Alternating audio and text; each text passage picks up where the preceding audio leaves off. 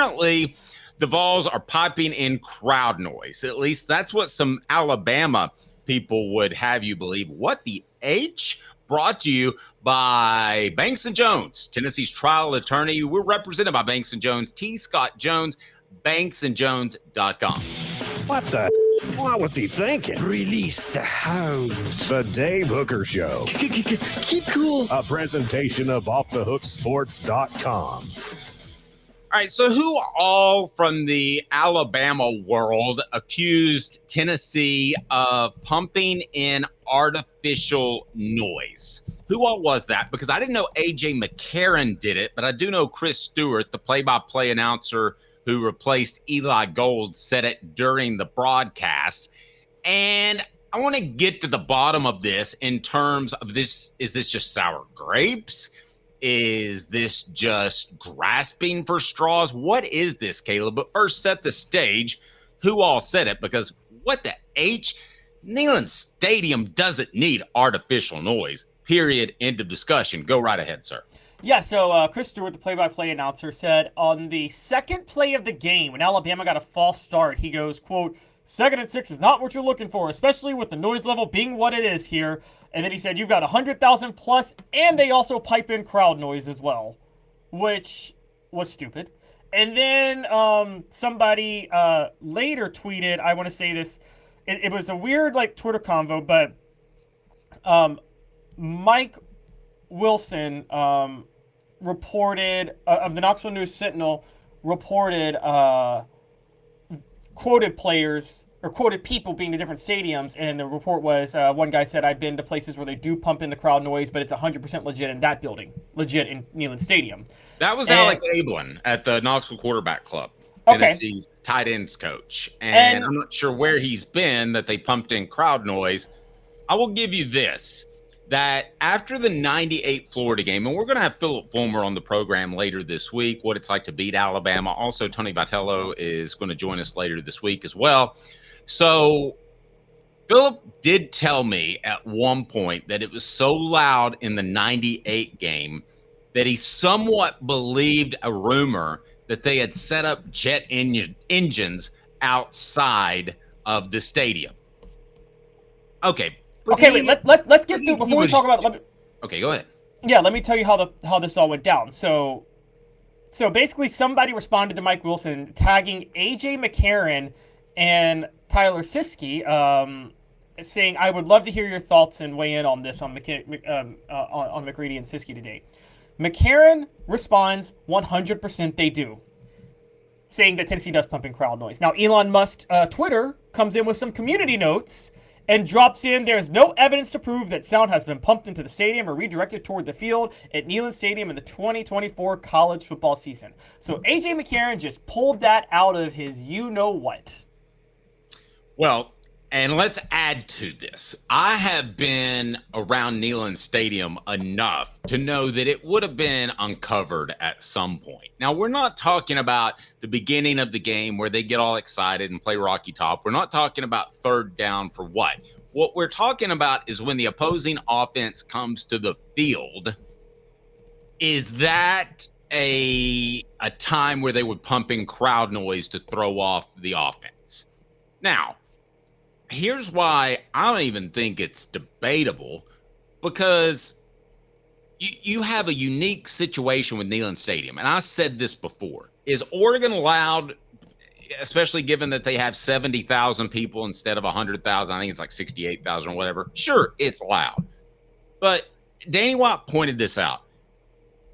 Knoxville, Tennessee is the college sports town of America. People get super hyped for that. Tennessee also, it's a perfect scenario for a super loud stadium. We know the stadium's built vertical. I will tell you that Neyland Stadium was louder than when they had that stupid Battle at Bristol thing, and Bristol sat more people. It was just that loud on Saturday night.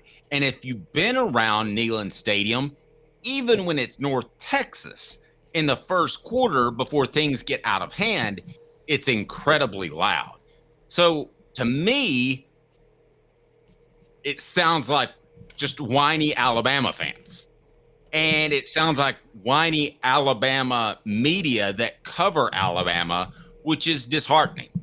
Now, is it completely out of the realm of possibility? I won't say so, because the SEC allows the cowbells in Starkville, which technically is artificial noise, and you're not supposed to bring those in. Everybody goes wink, wink, go ahead and come in. So is it out of the realm of possibility? No, but given the fact that Tennessee came out strong against it, and for goodness gracious, had to release a statement about it, I think A.J. McCarron and Chris Stewart, they owe the University of Tennessee and their fans an apology. Yeah, and so just for those who don't know, Danny White has come out and said this did not happen. We don't pump crowd noise. This fuels what you and I have talked about for a while, Dave, and this is not us being homer to Tennessee. We are objective. We cover things fairly, but I can tell you guys, and I've told you this, I said Knoxville media is like the New York media of the SEC, and I said that as a compliment, because what I said by that is that Knoxville media is not biased to Tennessee at all. They are not homers. I can tell you right now, Alabama is one of the top 3 homer media environments in the SEC. They are. I agree with that. SC Scout guy says, I think it is completely out of the realm of possibility, Dave. No SEC team pumps in crowd noise. If they ever did, it would be easy to find out about. It would be. And there are 2 fan bases that I have seen wear team colors to a game. You mentioned one, Alabama football. Do you want to guess the other? I would say LSU, but I could be wrong on that. Okay, it's not, but I'll tell you who it is right after this. What the H brought to you by Banks & Jones. Banks & Jones, T. Scott Jones will join us just a little bit as we'll talk about possible implications from running on the field. But I'll tell you who that other fan base is in 30 seconds.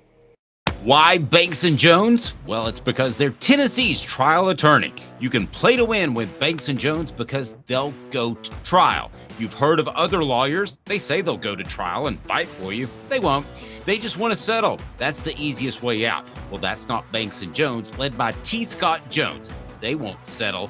They'll go to trial for you. Tennessee's trial attorney. They play to win. Truly, Tennessee's trial attorney when it comes to criminal defense or personal injury. Why settle?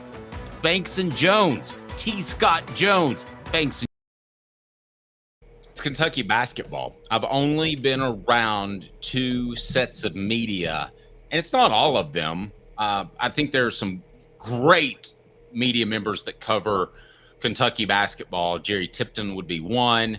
The late Cecil Hurt would be another that covers Alabama football. It's not all, but the simple fact is, out of everyday beat reporters, if you have 20 and 3 show up with team colors at a game, that's troubling. And Alabama, you're one of them. And A.J. McCarron, listen, if you want to say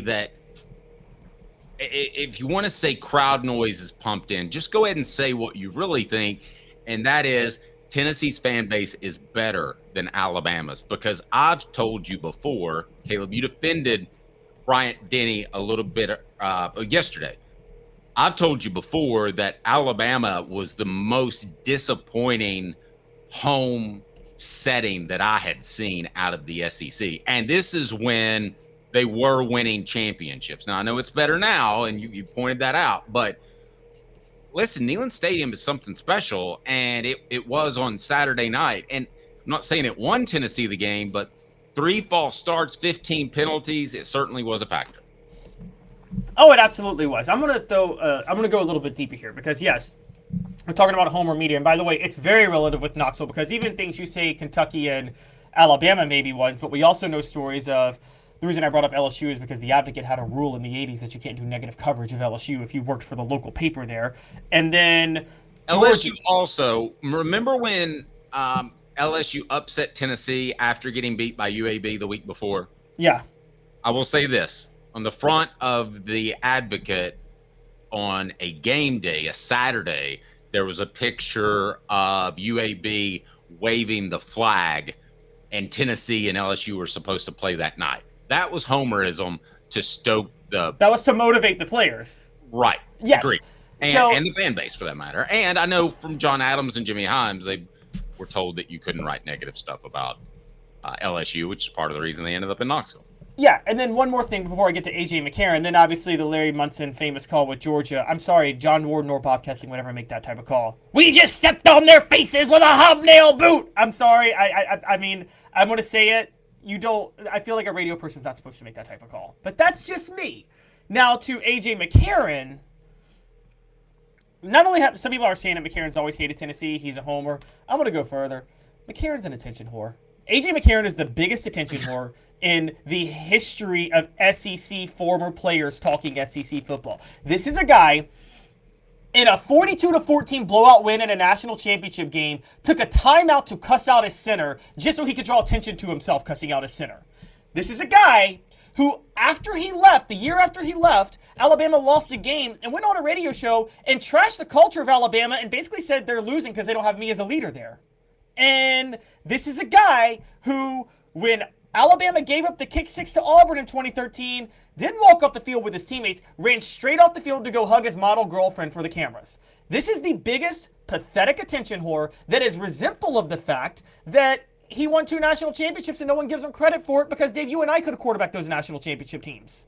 Yep. And he inserts himself into those situations. Someone brought up Greg McElroy. Yes, Greg McElroy was a game manager. He's not an attention whore, though. Greg McElroy is an actual analyst for ESPN and actually a lot of times gives good takes, even though we've attacked him for other takes.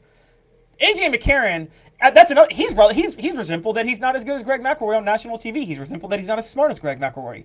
So this guy just wants to draw attention to himself in whatever way he can because he doesn't think he gets the credit he deserves for winning 2 titles at Alabama. So he's going to insert himself whenever he can to Alabama-related topics because he's just pathetic.